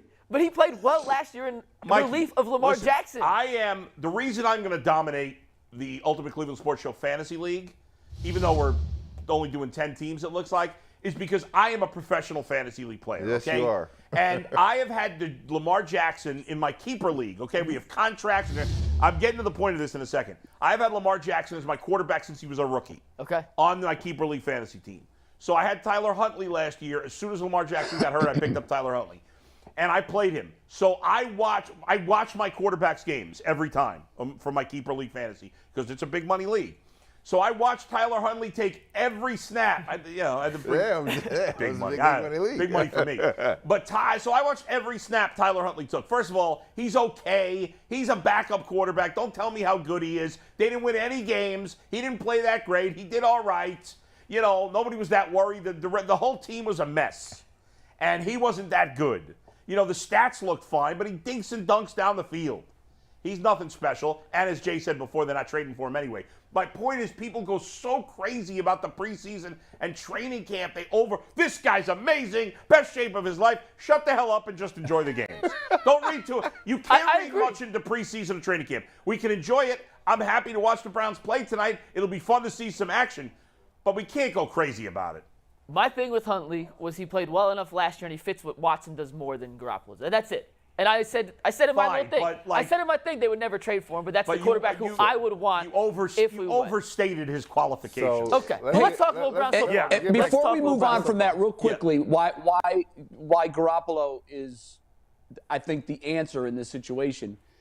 He's had some really big playoff wins. I know he's beaten Dak. He's beaten Kirk Aaron Rodgers? Cousins. Yeah, Aaron He's Rodgers. beaten Rodgers twice, Yeah. I think. You might want to check that. But and look what happened against Mahomes. You know, I mean, you pointed that out just a little while ago. He was in position to win that game too. So, you know, the quarterbacks that this guy's beaten, I know everybody wants to say, well, the 33-14, you can't dismiss. The one record you can't dismiss for quarterback is the winning percentage, because that's what you're measured on. You're measured on wins. And bad quarterbacks can't beat good teams by themselves, and good quarterbacks should take care of business against bad teams by themselves, and that's what Garoppolo has done. So I just think that he might be the answer. So if this Deshaun Watson thing blows up later and we find out that we're going to be without him for 10, 12 games, I think that news needs to be immediately countered by a move to go get Garoppolo, unless they want to play the waiting game and wait and see if the Niners release him. I'll just say the stat one more time. He has a 70% career win percentage, third highest among all starters with 45. Are we excited to watch this game Let's tonight? Let's talk some preseason, though. Yeah. The Browns are playing. Yes. They're playing the Jaguars, who already played a preseason game. Bo, we'll start with you. Yeah. I know you don't care about the preseason whatsoever, as you I just don't eloquently care about it stated, in terms. but who are you excited to watch? I am excited. Well, I'm excited to watch Deshaun Watson. I know Jay and Brad don't think he's going to play. I do think he's going to play. And obviously, I'm just guessing, and because if ultimately the suspension does come down today, unless it's indefinite or a full season, then he could, even if it was 12 games, he could still play. But so I am, as of this moment, 12:01 p.m., I am excited to see Deshaun Watson play. My beef with the preseason is just the people that blow it out of proportion what it means. But we haven't seen football in a while. I love football, so I'm excited to see the Browns play a football game. I'm excited to see how Deshaun Watson looks with his receivers. I don't want to see Nick Chubb at all. I have no interest in seeing Nick Chubb on the field. I don't want him taking any hits in the preseason. He barely played. I don't know if he took it. Maybe he took one or two. He had 2 carries last year. Yeah. I don't want him doing anything, but I want to see the passing game because that's the most unknown about the team right now. Obviously, we know the defense is totally returning. The running game is the same. The passing game is new. So even though it's the preseason, I just kind of want to get a look at it. You weren't here yesterday when we had the discussion, but assuming Watson does play tonight, Bo, how long and how many series would you want him to play? I'd play him the whole first half. I think he needs the reps, especially if he's going to be suspended 6, 8, 10, 12 games. I think the reps now are important for him and there's no risk of injury. Well, I mean, there's always a risk of injury, but even if unless it was a super serious injury, even if he got a nagging injury, it wouldn't be the end of the world because he can't play for the next month or two anyway. Brad? Not that you want that to happen. Well, that's assuming Watson plays. Let's say Watson was available, which I doubt. But if he is, I'm excited to see Deshaun Watson and seen him in a long time. I want to see what he looks like, right? But then again, who's he going to play with? Because I'm not expecting Chubb to play. Am our first 2 receivers playing? I'm not sure. Yes. I'm not sure that's the case. Yeah. And Stefanski did say most of the starters would play. You know, and then my question would be, like, would you be doing this in the first regular preseason game if Watson was not suspended? They would not be coming until later. I think they would because he didn't play last year. If he had played last year, no. I'm saying if Watson didn't play totally normal situation, then no. I don't think he played. They wouldn't maybe one series. They wouldn't be playing at all, right? Yeah. So if I'm a veteran, I'm looking at Stefanski like, are you nuts? Because I'm not supposed to be playing the game 3, right? This is not how this works, right? I'm getting punished because of the situation, right? I can guarantee that's going on in the locker room. Like, I'm not playing it yet. I got 17 regular season games to play. I'm not doing that nonsense. Why do you have me out here in this preseason thing? So, but to your question, if Watson plays, I'm excited to see Watson. On the defensive side, you know, those corners, after what my man in Cincinnati said this Jamar week. Chase? Yes. Oh, yeah. I want to see how these corners stack up here now. Because I'd have been taking that real personal. Like, you talking to me? You putting me out on Twitter like that? On IG? You having the shows on me. You just like, I don't have any parents here. Okay. By the way, I'm confused by this trash talking because it was all like Yeah. It was actually complimentary in a way. It was complimentary. It Yeah. was spun. It was spun the wrong way, in Yeah. my view. I think a lot of people and that's the danger of Twitter. They took part of what he said and put it out there, and it made it seem like Chase was putting these guys on blast. The question was, who does he consider elite? And he started his answer by saying, well, Denzel Ward. And then he talked about Ward and his play, but then he went on to say he doesn't think Newsome is elite, but he talks and he brings it. And I thought, I'm with you, Bull. When I watched that, I'm like, I didn't feel that was a diss. When I thought saw that the was complimentary. when I saw the video, right? Because when I first read it, I said, okay, it wasn't that bad. Yeah. But when I saw the video, he was talking trash. Because the part that took me when he was like, up in Cleveland they be talking. Yeah, we do be talking. Yeah, we do. But that's not derogatory to Well, their yeah, game. It was derogatory. He was complimentary of their game. That's because he basically said that Denzel Ward was elite by de facto, saying he was elite, right, without saying it, but also said at the same time that Newsom wasn't nothing, right? Basically, that's what I he don't said think about you ever Newsom. want to give bulletin board material, whether it can be taken. I agree with you You on never that. want to Bull. do that. It probably wasn't smart, because if we're sitting here arguing over the interpretation of it, then Newsom and Denzel can also argue over whether or not that was complimentary or whether or not that was a diss. Well, we knew they took it as a diss, Jay, because they both responded on their own Instagrams to it. And then but Browns, I thought the way they responded was kind of tongue-in-cheek, like they had fun with it, I thought. Did you see what the Browns tweeted, though? The Browns then but tweeted again, on site. So I'm just saying it wasn't taken. I think it was tongue-in-cheek, because I think they actually heard the full quote. Yeah. And they shut down Chase last year. What did the Browns say? I didn't see the Browns. The Browns just tweeted They on site did with shut the down eyes Chase emoji. last year. He had 6 catches for 75 yards in 2 games against the Browns with no touchdowns. His fewest production against any team in the league, that's frankly. By far. And By far. both were way below his average, his per-game average. They're all excellent players. Look, that's going to be a battle that we get to watch as fans for years to come. It's going to be great. How lucky are we that we get to see those wide receivers against the Browns' defensive backs, particularly in coverage? Like, that's what you dream of. Jay, And that's the like fact that we special get to see it matchup. twice Jay, a that's year like is Isaac awesome. Curtis. And who was here when Isaac Curtis? Was Hanford here? Was it Midfield. Isaac Curtis and Minifield against Isaac Curtis and Collinsworth and all them, right? That's when that was. Yeah. And that's why you go we're out, lucky. We're lucky to have it. And that's why you go out and draft guys like Emerson, and you develop guys like A.J. Green, because it's not just the 2-on-2 matchup. The Bengals go 4 deep at receiver. Right. The Browns go 4, 5, 6 deep at defensive back now. It's going to be a great matchup for many years. Yeah. I'm Jay, who are you looking forward to watching Guys, tonight? I got to run, so I'll give you my answer quickly. I can't even believe I have to tell you guys. Who am I Cade looking York. forward to watching? Cade York. Cade York. Yeah, He's going to nail a 50-yard field goal, and all of you guys are going to say, wow, this guy's got it. I've been saying it for months. He's the most important draft pick that the Browns made last draft. Jay?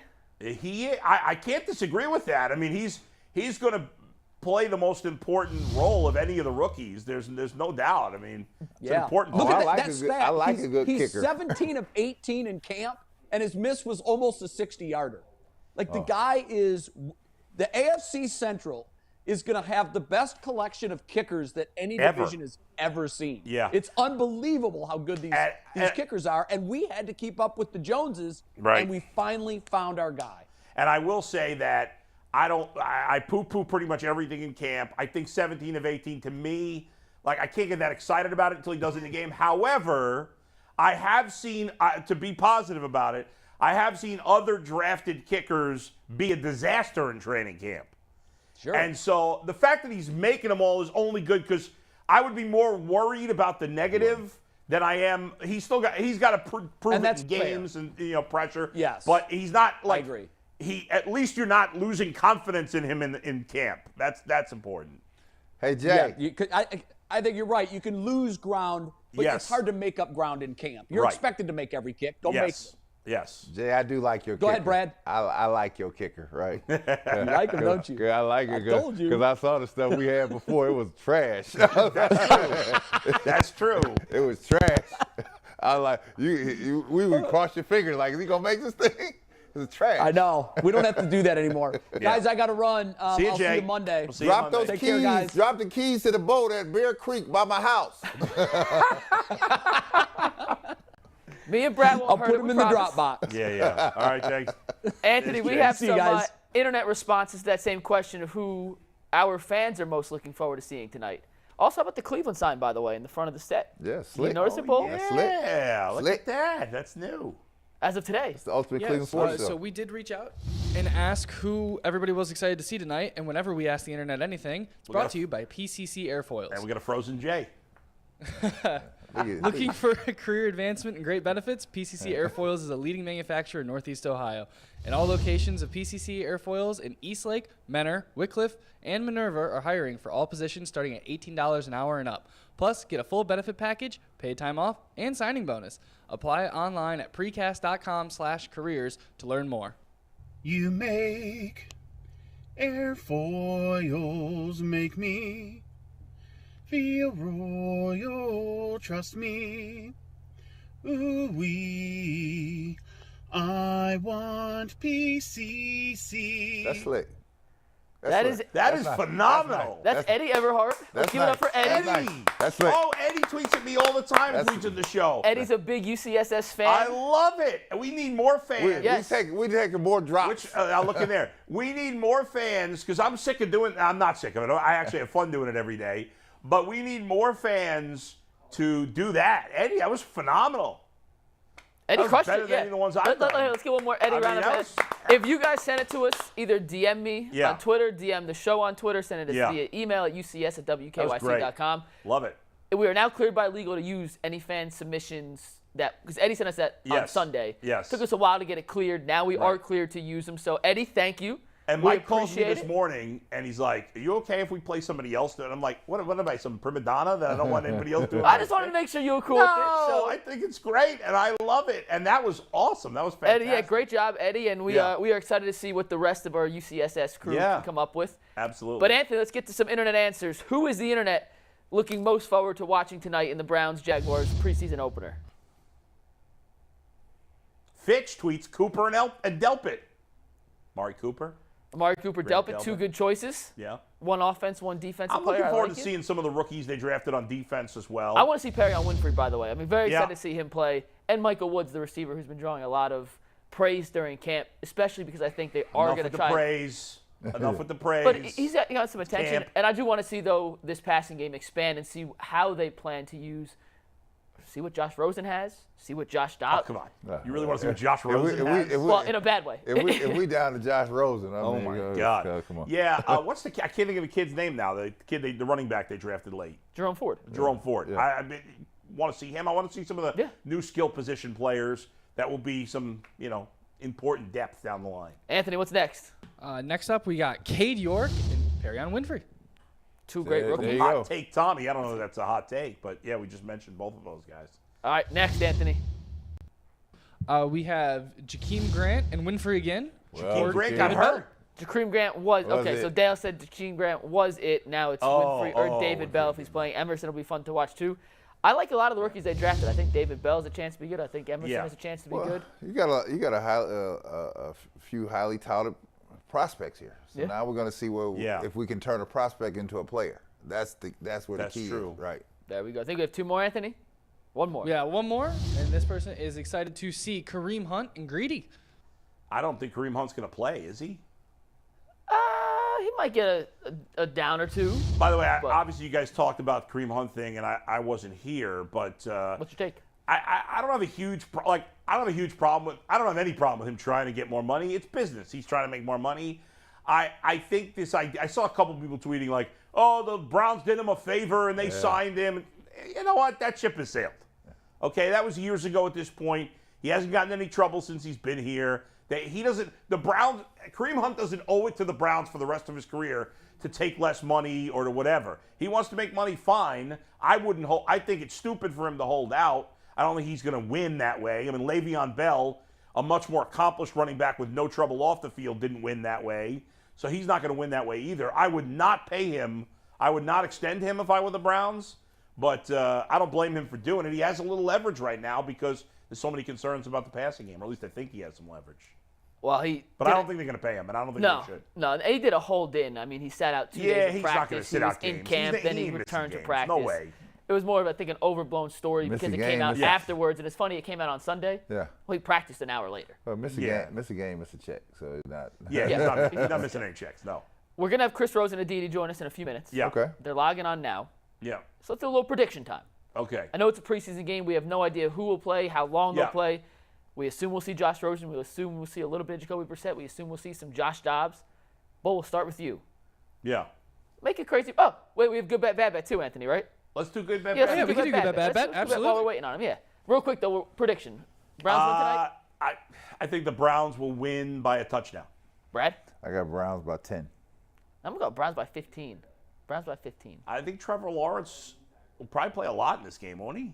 Well, it's their second, but they're playing 4, so I'm not sure if it's... Oh, that's true. I forgot they played the first game. Yeah, they do play 4. Yeah. He needs to work. He didn't play the first game. He needs to work. Yeah, I do think I think Watson.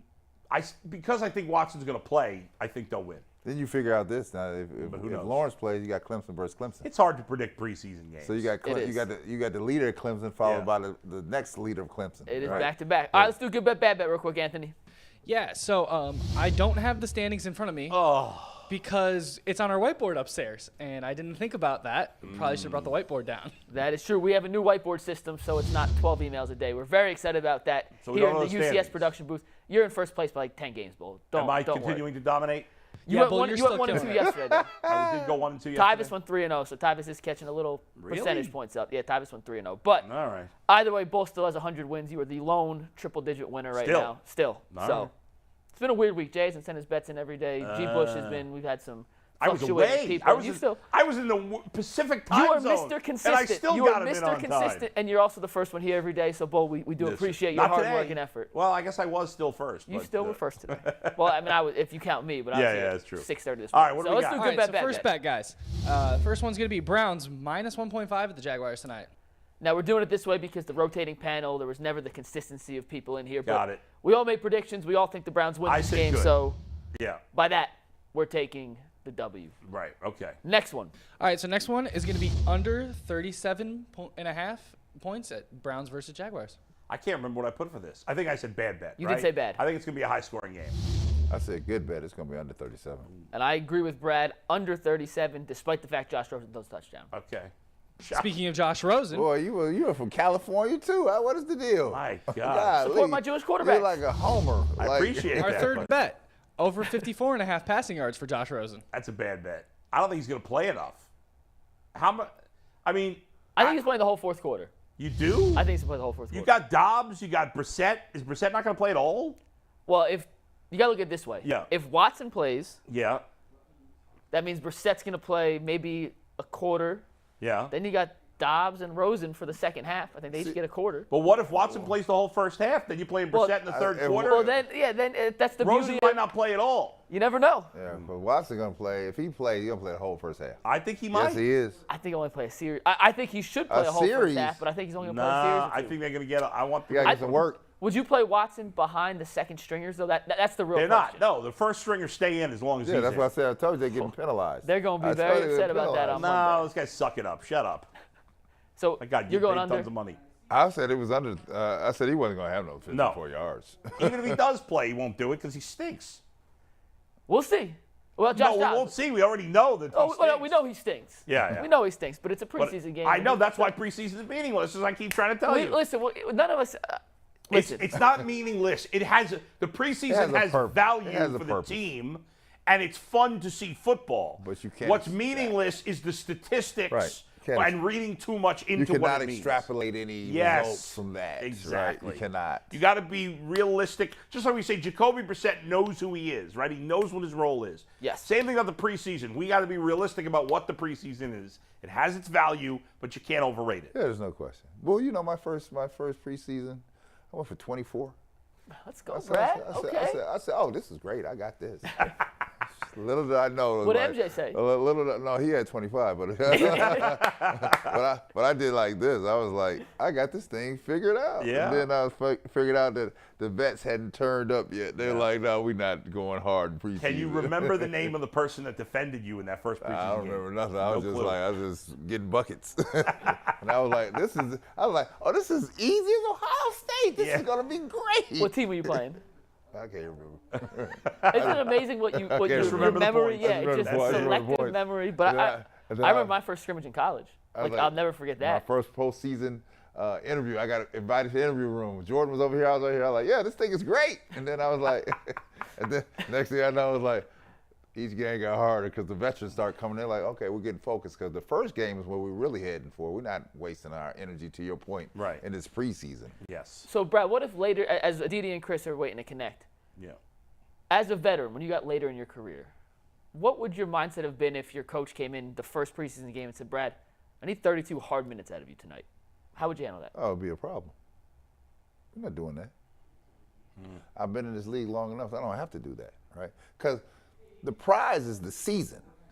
You said, I think you had some veterans say, you can get it now or you can get it in the game. Because at some point, your body can only do so much. It can't go hard all the time, like when you're 22. And so you have to say, I'm either in or I'm out. Pick your poison. But the only veterans that might be asked to do that more than they normally would tonight would be Amari Cooper or, a couple of the offensive linemen. And if your quarterback's in there and you need him in there, the offensive line's got to stay in. You're not putting a backup offensive line in front of him. That's the most important thing. And we have Aditi now, and she's in Jacksonville. Yes. From the stadium that they will be playing at tonight. So Aditi. There she is. There she is. And Anthony, who's Aditi joining us with tonight? Aditi, as always, is coming in by the Gridiron Guys hotline. Looking for a local roofer you can trust, family owned since 2003. The Gridiron Guys have grown to become Northeast Ohio's top-rated roofer. We exemplify quality work practices, are a valued resource for homeowners, and offer 10-year workmanship warranty. Call 330-573-7967 today for a free estimate or roof inspection. Nailed it. Gridiron Guys. I thought maybe you'd play the video again. It's not the same without your kid. I actually like your son being in the video. Yeah, he makes it special. We had the great timing. Great time. Yeah, nailed it. We didn't practice it. We just did it? Did it, yeah. What's up, Aditi? I'm here, but there's a knock on my door right now. Ooh. So, is Chris Rose here? Can I run and get the door really quick, or is that... Aditi, no, go get the door. I think we have Chris Rose, too. So let's bring Chris on while Aditi answers her room service call. What's up, Chris? It's not me knocking at her door. No, it is not. I've known Aditi a long time. It's not me at the door. No. But I love it how excited Aditi got that it was the possibility that it was me. It wasn't. So that was pretty cool. Just the mic. Was it room service, Aditi? Sorry. No, I wish it was. I'm waiting for Chris Rose to have room service sent up to me. Oh. There's Chris. He's the sucks, right? I just finished a muffin, so. That won't be it. That won't be it. All right, guys, so what's going on? Well, let me ask you both this question because we were just talking about the preseason, and I'm curious when you're broadcasting a preseason game, right? Like, I think there's a balance. Maybe I don't know. I've never done it. You have, so the balance that you have to find between you want to be excited about the game. We're all excited about football being back, but you also got to realize, right, that you got to be realistic about what it means. The statistics aren't really important. We can't overrate what a guy does in the fourth quarter against other guys who may be, waiting tables next week. How do you find that balance when broadcasting a preseason game? I think you have to understand. I've been a lifelong Browns fan. I can't tell you the score of one preseason game ever. Right. Ever. Yeah. So the result does not matter. The play does matter, if that all makes sense. Sure. And with the Browns in particular, there's a lot of moving parts. Obviously, we know with Deshaun Watson, but the rest of it. By the way, look at how excited Joe is in that picture. I mean, holy smokes. It's like a slab of ribs just got delivered to the set or something. And I like his hairstyle much more now than I do in that photo. My hairstyle in that picture, that just looks like some Hollywood cheese with massive amounts of hairspray that are killing the ozone. And Aditi looks like she's freezing her ass off in Cincinnati. So true. That's how I break down that photo right there. As far as the game itself, the Browns are now in a situation, talent-wise, where they're looking at basically roster spots 45 through 53, maybe. I mean, you're talking about the last guy at some positions, not all. You know, there were years where we were looking at like, well, we know who our left tackle is, and we know who like a corner might be and a defensive end, and that's about it. Mm-hmm. Other than that, it's all up for grabs. So here it's just about depth. It's about seeing the young guys, and I think that's the balance. Aditi, what do you think? Well, I agree, and I think that it's an opportunity to do some storytelling, right? Chris has said this over and over. We're the conduit to the Browns fans right now. So when Chris is talking about young wide receivers, well, this is an opportunity to kind of pull back, at least for me, the face mask. Who are these guys who may or may not make the team? Who are these young cornerbacks who may or may not be playing with Denzel Ward and Greg Newsome? So in that sense, it's not the score, but you're looking to see who steps up. And then, you know, every coach says this, that it's different when the lights come on. And I don't remember the score of any preseason game, but I certainly remember a decade ago when Victor Cruz burst on the scene against the Jets in a preseason game. Forget that. So there are certain moments that really can launch a career, and certainly we hope for something like that. Well, let me ask hey, you. Aditi, is it? Hold on 1 second. Is it windy? Is it windy in your room? What is going on there? The air conditioning, right? I'm working on the Beyonce fan look, but I've got it backwards. The fan's supposed to be in front of me and blowing my hair that way. It's the air conditioner. It's just been. I feel kind of left out. I feel like I should be. Hold on 1 second. Let's see if I can organize this a little bit better. Bed behind me. I felt a little weird with the bed behind me. No, this is terrible. No, I can't get the Aditi Kinkhabwala cool wind effect at all. Well, you don't have the hair for it either. Crazy? I thought You're it was right. a little awkward for a woman to have a bed behind her while talking, don't you think? So I was just trying to cut the bed out. Good call. All right, so let's get back to some stuff here, because I'm gonna ask some stuff here, right? Poor Brad. You know, I mean, He's the mayor. Didi, you know, I'm a brass tacks type of guy, right? Where the hell is Watson at? What's going on over there? Tell me what's happening. Is he looking like he's gonna prepare to play tonight? Are they panicked that he won't be able to play tonight? What is going on in Jacksonville? Chris, you start. As of now, he's scheduled to start, and that's it. I don't think the organization is panicked by any means. It's a preseason game. As we said, the results don't matter. They're like the rest of us. We're all just waiting for this ruling to come down, whatever it is, and they'll deal with it from there. I mean, that's just kind of it. I mean, I think we're all. What's the mood of the team? Is it somber? Is it okay? I mean, tell me something, right? Because I've been in enough locker rooms where I know when things go down, right? And you can take the air out of the room real quick. Real quick, you can take the air out of the room. And that's what I think that's what people are panicked about here in Cleveland. No, but if there's one thing we can say about this team, Brad, it's that Kevin Stefanski has been preaching, control what you can control what you can control. And if there's one thing we know about Kevin Stefanski and Andrew Berry, they're both incredibly level personalities. And so this team has really, remarkably, in my mind, embodied that attitude. And even the day, I was there on the practice field, the day that Deshaun Watson was told about the 6-game suspension, the initial ruling, and then was told initially about the NFL appealing that ruling. And again, I mean, it's control what you can control. It's what Joel Bitonio said. So I think that this is a team that's already had to ride kind of this roller coaster for a little bit, and today is no different. Okay, so I would add to that, guys. Go ahead, Chris. I think that, and I understand it, fan bases look at situations in a much different light than locker rooms do. They just do. I think that what bothers us as fans and what gets us, all bothered doesn't have as much of an impact on locker rooms. It just doesn't. I mean, they deal with a next up mentality all the time, particularly in this sport. They have to, or you can't survive. Because if not, if you end up losing a guy in game 1, are you just going to stop playing? mean, you can't. So they have. I mean, as tough as it's been, where they don't know exactly who's going to be under center when, they just have to deal with it.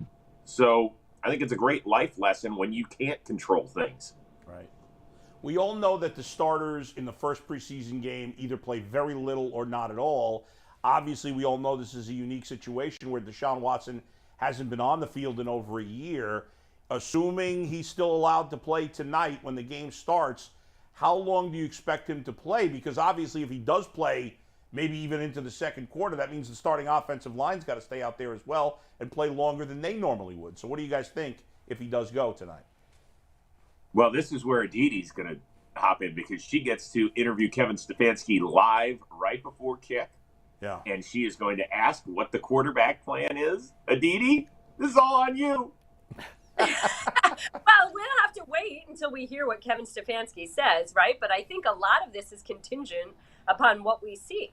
I mean, let's say Deshaun Watson goes out there and it's a 3-and-out. Maybe you'll see a second series. Let's say Deshaun Watson goes out there and engineers a wonderful drive. Maybe that's enough. I don't think that we're seeing him, as you said, Adam, into the second quarter. I don't think you're seeing any of the ones into the second quarter.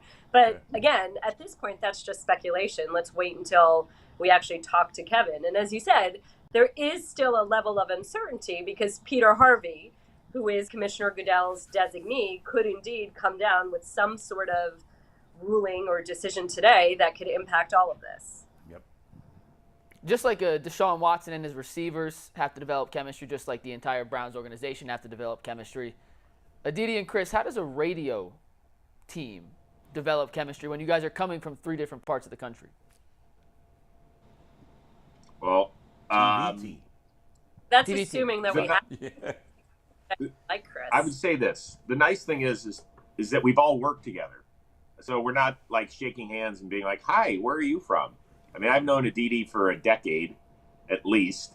I covered Joe for a long time, and now I've worked with him at the last couple of drafts and, you know, at NFL Network. So that part's not a big deal. It's just probably the logistics of going through a game together for the first time. But as far as hopefully the listen is easy for everybody out there, because it's not like, really, Joe, is that where you want to go? Or really, Aditi? Like, we get it. And we can crack on each other too. We have no problem doing that. So believe me, Aditi's the smartest of the 3 of us far and away.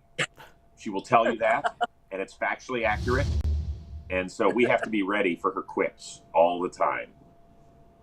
Yeah, I don't know about that one. I will say this, that Chris is really, truly one of the best teammates I have ever worked with in my life. And for 10 years was one of my favorite anchors to go back to because he has no problem setting up a reporter well. He always listens to what the reporter has to say and somehow is able to amplify what the reporter has just offered. So we've had a lot of fun. Yesterday, Joe tried to get me into intermittent fasting. It didn't go so well today, but, you know, we're finding our way. Chris was supposed to go do hot yoga with Joe this morning, but he bailed on that one. So. Not true.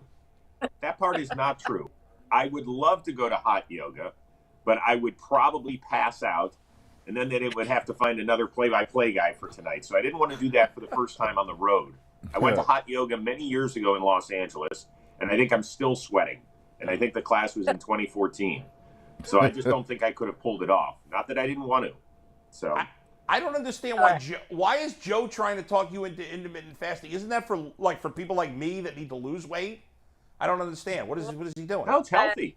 It's healthy? A little work needs to be done before the season starts. Let me tell you. I'm not quite at my fighting weight, at my playing weight. I mean, Joe's out of control. I mean, first he's a great football player. Now he gets skinny as hell. I mean, it's enough with him already. Hey, he needs to get fat again. It's inappropriate. Yeah, but he's just average looking. He's just average looking, so he doesn't have everything going. Fair, that's true. You know, it's not like Jimmy. It's not like Jimmy Garoppolo, who's like the best looking guy on the face of the earth. It's ridiculous. Yeah, exactly. You shouldn't be allowed to be a quarterback and good looking. I mean, that's not appropriate. The hell, this guy's got too much going on for him. I thought that was a prerequisite. That you had to be good looking to be a quarterback? Yeah, for the most part. They let a few guys slide past. Have you seen Peyton Manning? For crying out loud. I mean, I can make fun. By the way, this is an important topic.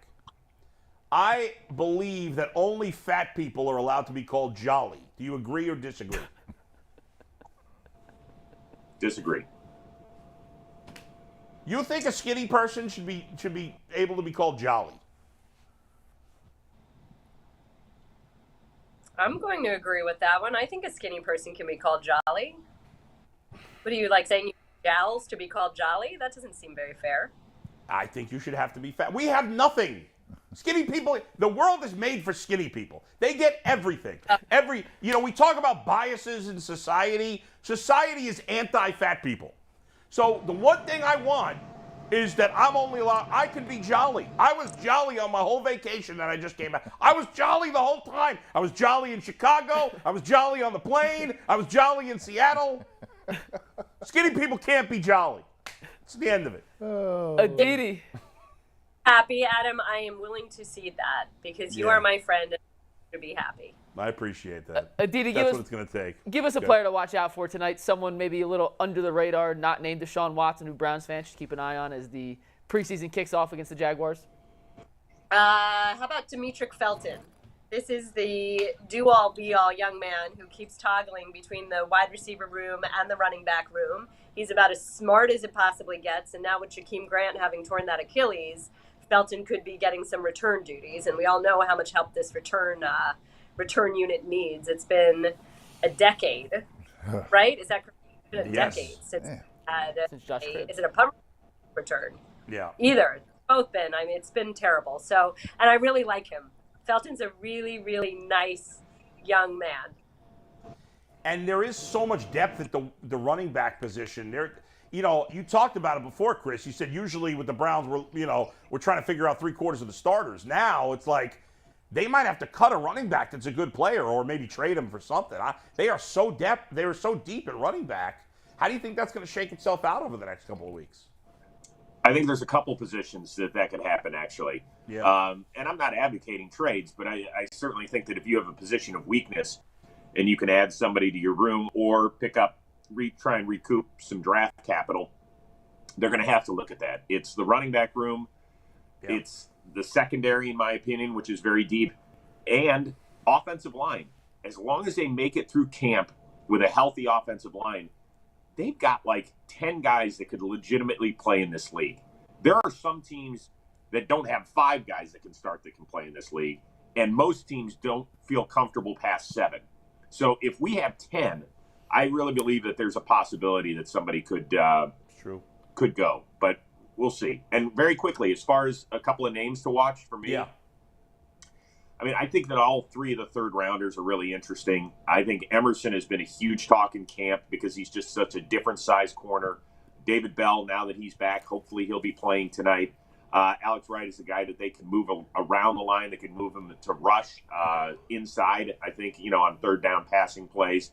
And then there's one name when we get to the fourth quarter I want you to listen to, and it's Mike Harley Jr. He's Miami's all-time leading receptions leader. And he's a guy that just makes plays. He's pretty fast. He's quicker than he's fast. We hear all that stuff. But he's just been killing it in camp. And with the injury situation at wide receiver right now, I think he's going to have a legitimate shot to open some eyes tonight. What's it like being around Perryion Winfrey throughout camp? We've heard all these stories about him being a quote-unquote dog and embracing this whole Browns mentality and buying into what Cleveland really represents. So what's it been like interacting with him throughout camp? I'll take this. He's just fun. He's got a great energy. Adam, if I can say it, he is a jolly personality. Yes. He gets after it. And it's funny. I actually talked to him on a day that was 94 degrees. He's dripping sweat, totally drenched. And he's like, oh, it's not hot. In Oklahoma, it was 100 degrees every day, 115. He's like, it doesn't even feel like anything. And I like that approach. And you've heard me say it, and I'll say it again. I love that he's got Gerald McCoy every day analyzing his film. So I think that any young guy needs to show some sort of consistency, needs to show readiness, but his approach is not just having the fun and barking for the fans and engaging, but he is very, very serious about his craft, and that I certainly appreciate. Hey, Didi, I know before we wrap here, let me ask you a question. What do you think Stefanski's game plan is for tonight? What is he trying to achieve tonight? You know, we're not about wins and losses.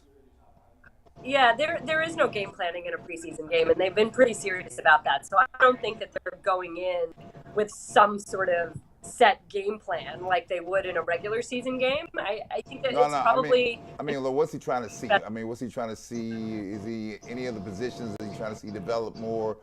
Because you know, at some point here, you're going to have to start slicing people back here. Well, look, they haven't tackled yet. So who can actually take a hit and who can dole out a hit? Nobody's been tackled to the ground up until this point. And so there is a difference between real football and football in short. The physicality, especially when we talk about that young interior D-line, is a significant piece. I mean, who's really bringing it? Who's stuffing that run? That's something. We talk about the corners and the bright lights, and I think there's all of that. Even getting in and out of a huddle. That whole process. Okay. This is an opportunity to see how that all plays out, and I think that's almost more important than anything else. Last one for you guys before we wrap. We know you're on the call. We'll all be watching start to finish. Can we maybe get you guys to drop a UCSS reference, or can we come to some sort of collaboration on maybe a little secret phrase that either you or Chris can drop so that our UCSS fans know when they hear it, it's something special? I'm going to let Aditi handle that one. You know, I'm contractually obligated where I just can't. There's certain things I can't mention unless it was the name Steve Becker. And other than that, I just can't do it. Can't do it. It's an issue. Aditi, you got to say jolly tonight. Yeah, you got to say jolly. Can we work a jolly in here? You got to have a jolly. Work a jolly in. Yeah. There we work go. on that one. Yeah, all right. When good. she says jolly tonight, everyone knows it started here on the Ultimate Cleveland Sports Show. Chris, Aditi, thank you as always. Good luck tonight, and we'll see you all next week. Thanks. Good luck. See ya. I can't wait for a jolly reference tonight. Jolly. Let's get it. I can't wait. All Speaking right. of jolly, Yeah. you're jolly about the Guardians. I am. First place Guardians. Yes, they're playing great baseball. It's really hard to believe. You look at this team. Jose Ramirez is not playing particularly well. He's their best player. You have two pitchers that you could trust in the rotation. Tristan McKenzie and Shane Bieber are both pitching really well. The rest of the rotation has not been very good. I know Plesac pitched well yesterday, but overall, do you trust any of those other guys? I don't. Quantrill's hit or miss. Yeah, I mean, Savali's been terrible. He's back off the injured list. The team is going to rely heavily on those two starters and the back end of the bullpen. Karinchak has gotten back to the guy we saw early last year, and obviously Emmanuel Clase has just been absolutely lights out. He's as good as any closer in baseball right now. But your best player's not playing well. He hasn't been great since the injury. He's been kind of average. You know, they're getting obviously good performances by their young middle infield. Naylor's played well when he's been healthy. Miles Straw, who had like 2 good weeks there, is back in the crapper again. Oscar Gonzalez has been good. He's back. But it's not like they've got the lineup killing it. They're doing just enough. And I look at Deshaun Watson's astrological sign is Virgo. For some reason, up on the screen right now. Mike Polk on Tuesday realized that our numbers dropped during Guardians talk. So in order to keep the audience engaged, Deshaun Watson facts, just to keep them. Anytime Deshaun Watson's on the screen, they're I said that the other day, Bull. But you want to hear something crazy, Bull? Can we drop the Watson facts and Are pull we up their really last? doing this? Is this serious? Yes. That's the dumbest thing I've ever seen in my life. Whoever came up with that idea is dumb. It's Mike Polk. Mike, I love you, but that's stupid. I don't Can we like pull it. up the last 11 games, Anthony, real quick? I know it's true. Good. Last 11 games. Yeah. The Guardians 8-3. are 8-3. Yes. With a +1 Yeah. run differential. Yeah, they're winning. It is unbelievable. Listen, part of it's luck. They're not Yes. playing. They're not playing great baseball overall, but they're well managed, and they're getting a little lucky. You're playing the Tigers, obviously, but their schedule, you know, they're not playing a ton of good teams the rest of the way. There's a bunch of games with the Royals. They got more with the Tigers. The White Sox just look like a nothing team right now, but they're only 3 wins behind Toronto for the 3rd best record in the American League. It's remarkable, and that's why I'm so frustrated that the team did nothing to get better because outside, I get it. The Yankees and Astros are significantly better than everybody else in the American League. The Guardians are as good as anybody else, and in a short series you could win. I'm just frustrated they didn't. But major credit. We did a practice show the week before we went on the air, and you guys asked, can the Browns stay in the mix at the beginning of September? I said yes. Everybody else said no. And it looks like I'm going to be right. Now, I didn't think they were going to win the division, and now I think they have a decent chance to do it. I think it's going to be hard for them to win in the playoffs, but not impossible. But they do have, 2 starters, 2 in the back end, and just enough hitting. They're doing it with mirrors, let's be honest. Well, they're not that good a team. No. And they're in a bad division, and they're winning these close games. Some luck involved. They're 16-8 in the last 24 games, which is the best record in Major League and Baseball. And again, it's been these huge streaks of hot. Now we're cold, and they're going to have another cold one before the end of the year. Which is representative of what we talked about earlier this season, a young team. You're going to get these ebbs and flows, and they're going to run hot for a while. They're going to run real cold, then they're going to run hot, and you just hope that it pairs out. But I will tell you that I know for a fact the Guardians' plan has been, we're not mortgaging the future. We got these young prospects. We want to see them get better. We got a plan that we think that we're going to be viable here in a period of time here in the next year and a half. They're going to be very viable, and along the way they're going to cultivate these assets. Yeah. And then they can start making some moves they have all intentions on bringing this all to bear. And I think that's what it is. And I said before, you have to trust the people that see people all the time. They may know a little bit more because they see a person and not just see them in practice. Some of these people they've been following since they've been 16, 17 years old. Absolutely. Right? So they have an inkling of where this person can go. And if you've been around the business for a while, you know it when you see it. You don't have to study it for a long period of time. There's something in this person. Can we bring it out of them? Right. Well, and listen, they got good chemistry. They got a great manager. They're playing well. They're not playing great, but they're playing well. It's really amazing what they're doing. And let me say to the people that may be dropping off because we're talking baseball, when we spend the whole freaking time talking football, which I love and it's fine, but if you dropped off, you're not going to hear this. So for those of you still watching, which is 90% of you, tell the others to go bleep themselves. Because if you don't like baseball talk, you're a loser. You're not smart. Baseball's for smart people, and it's the thinking man's sport. It's a great sport, and the team's playing great, and they deserve to be talked about, for crying out loud. I just said they're not playing great. Now I'm saying they're playing great. They're not playing great. They're playing good, but they have some guys playing great, and they deserve that credit. And Francona deserves a ton of credit. It's a terrible payroll. The Twins and White Sox have much higher payrolls in this division, and the Guardians are outplaying them. Yeah, and the question that we put with this topic is this sustainable for the Guardians? 16-8. They only have 50 the last games left. Yes. There's 50 games left. Logistically speaking, when you think with your brain, you look at a +1 differential in the last 11 games, and they're 8-3. Yeah. Your brain says, no, it's not sustainable. But everything we've thought with our brains about this Guardians team all season has been proven wrong. So at this point, why isn't it sustainable? They might as well have. You passed the 2/3 point already. 35-15 the rest of the season. I wouldn't be shocked. And of those last 51 games, I think that they have, probably a third of them are against the Royals and the Tigers. Right. It's a favorable schedule down the stretch. So this is when you start to compartmentalize the schedule in blocks. What can I win in this block? Yeah. What can I win? Right. Yeah. What can I win in this block? And that will walk you into a down the stretch run for a potential playoff run here. Yeah.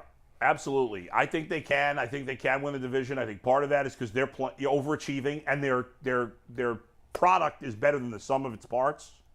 The individual parts are not the Twins and White Sox are more talented teams. They're not playing well. The Twins have a lot of injuries. The White Sox have had some injuries. Mm-hmm. The Guardians have been very lucky. They got nobody hurt. Nobody. It's crazy. And I'll say one more thing for you. Ramirez is not 100%, but he hasn't missed a significant amount of time. Like Tim Anderson's on the DL now for the White Sox. When you look at baseball, though, the managerial aspect of baseball, I think, gets so overrated and overlooked. No, underlooked. Underlooked, yes. Underrated. Yeah, it's underrated. Excuse me.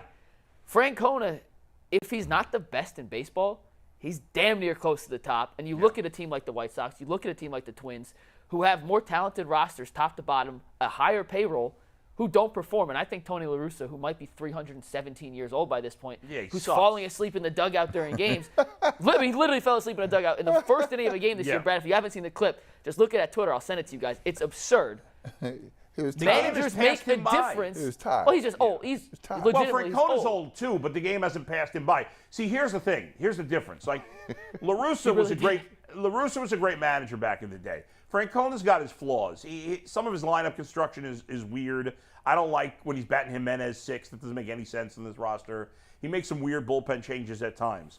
But his biggest strength, it's La Russa's biggest weakness, is managing people. Yes. And that's the most important thing for a baseball manager, and I think for a basketball coach as well. Yeah, like football, it's not about managing. It's like X's and O's in yeah. football. But for baseball and basketball, it's about gotta manage managing people. people. In basketball, it's about the stars buying into you, Right. right? You gotta manage the people. Right. And in baseball, it's all about managing the people, knowing who's right. Like, we sometimes will watch a game or listen to a game and say, why the hell is he putting him in there?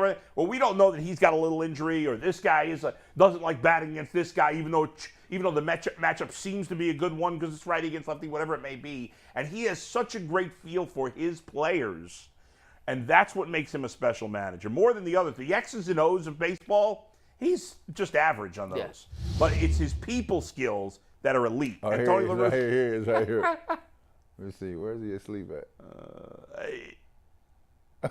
he didn't quite fall asleep, but he was close. There's a longer clip where Where he's like, he's out. Yeah. He's out.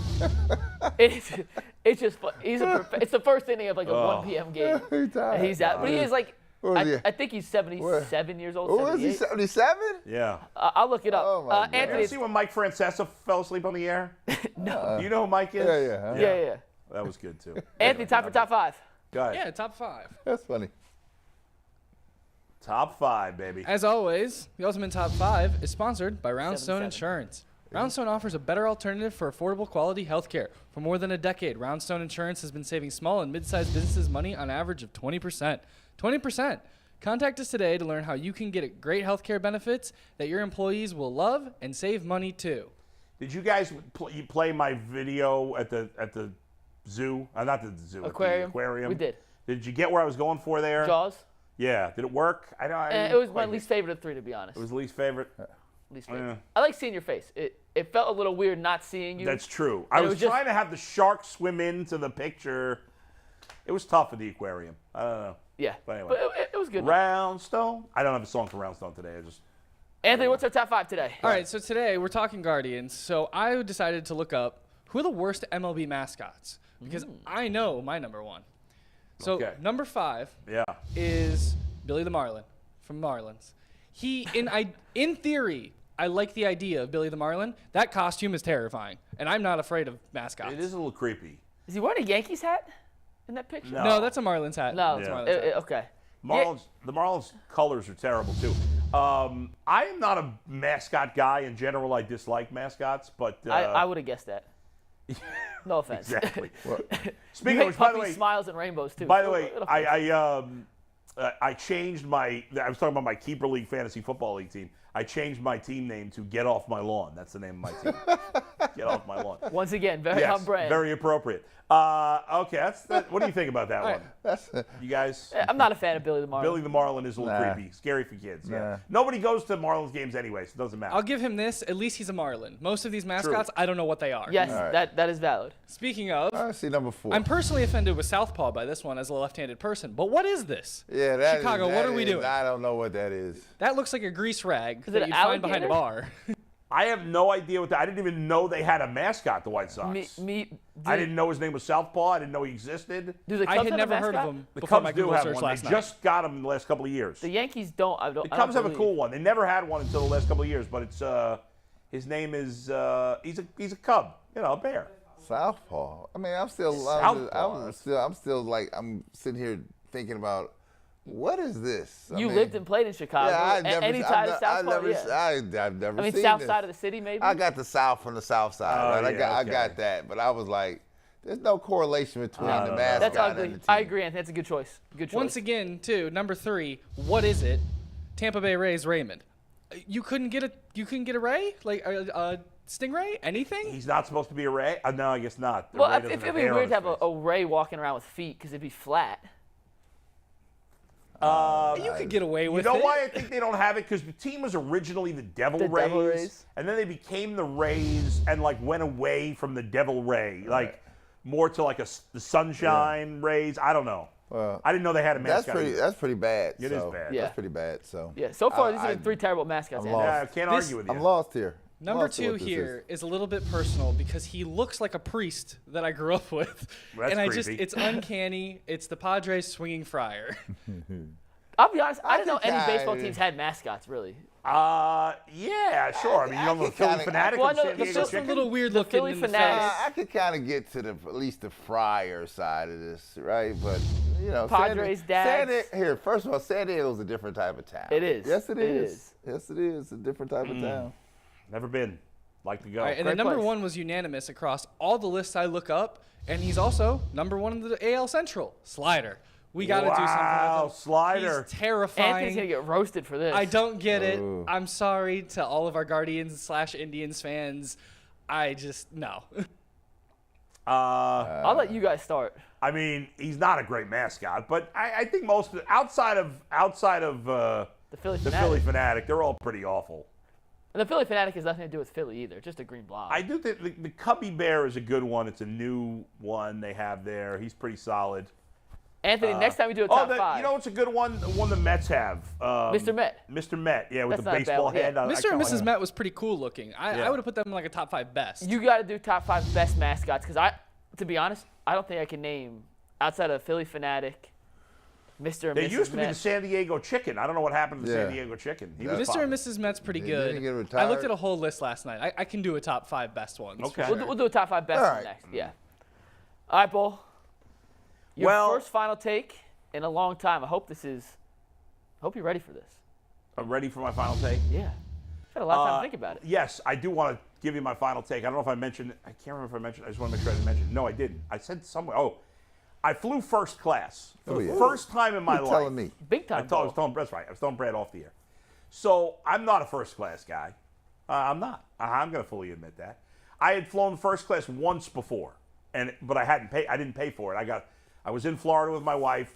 They offered to give you a first class ticket if you took a bump off a flight, and so I did it. But for the first time ever, I decided to pay for a first class flight. Our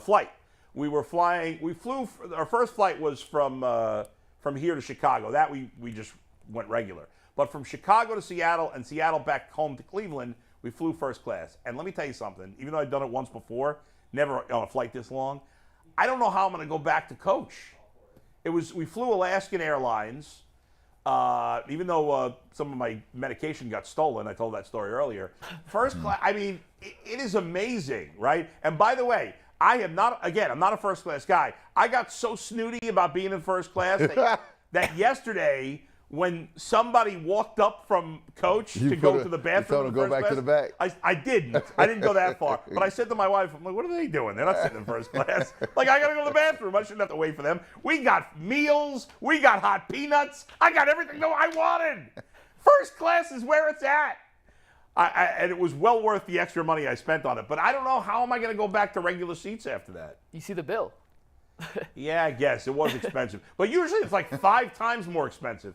It was only a little more expensive, and I was like, we've been through a terrible stretch. I had kidney stones. My wife has cancer. We are sitting in good seats. And first class. Well, good for you. Is just the best. Excellent.